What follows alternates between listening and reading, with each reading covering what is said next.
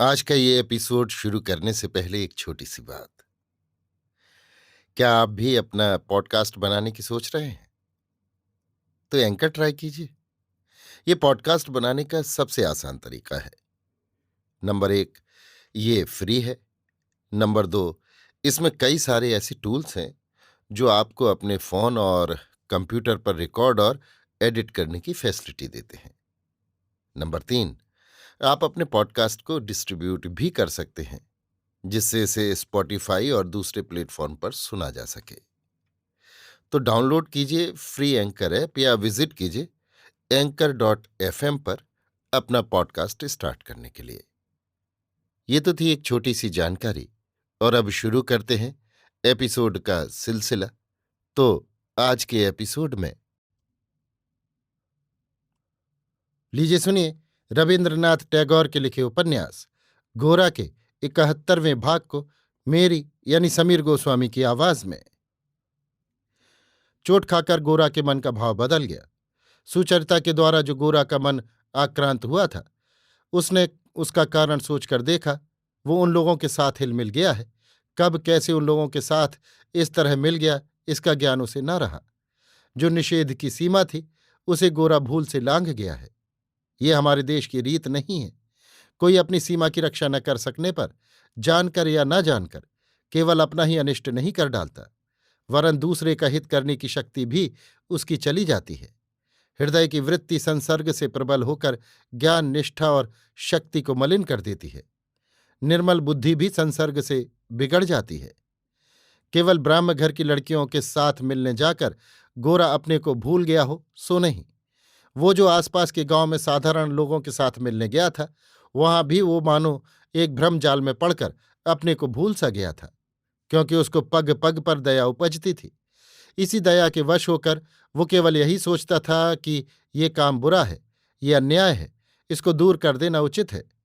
किंतु ये दयावृत्ति क्या भले बुरे के सुविचार की योग्यता को विकृत नहीं करती। दया करने की झोंक जितनी ही बढ़ उठती है, उतनी ही निर्विकार भाव से सत्य को देखने की हमारी शक्ति क्षीण पड़ जाती है। दयावश हम अयुक्त विचार करने को बाध्य हो पड़ते हैं।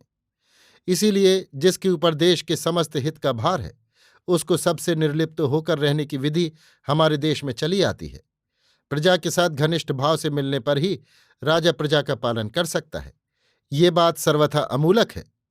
प्रजा के संबंध में राजा को जिस ज्ञान की आवश्यकता है, वो प्रजा के विशेष संपर्क से दूषित हो जाता है।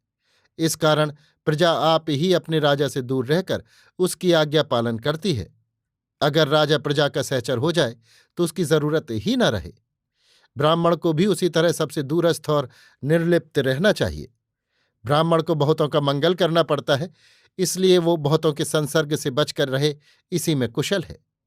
गोरा ने कहा, मैं भारतवर्ष का वही ब्राह्मण हूं, किंतु जो ब्राह्मण लोगों के साथ संपर्क रखते हैं और व्यवसाय के कीचड़ में लोट धन के लोभ में पड़ शूद्रत्व की रस्सी गले में बांधकर मरने को तैयार हैं, उनकी गणना गोरा ने स्वदेश के सजीव पदार्थों में नहीं की। उन्हें शूद्र से भी नीच समझा, क्योंकि शूद्र अपने शूद्रत्व की रक्षा करके जीवित है, किंतु ये ब्राह्मणत्व के अभाव से मृत प्राय है। इसीलिए ये अपवित्र और शक्तिहीन है। भारतवर्ष इन्हीं के कारण आज ऐसा दीन होकर अशुभ अवस्था से गुजर रहा है। गोरा ने अपने मन को इसके लिए कड़ा किया कि वो अपने भीतर ही ब्राह्मण के संजीवन मंत्र की साधना करेगा। उसने मन ही मन कहा, मुझे सर्वथा पवित्र होना होगा।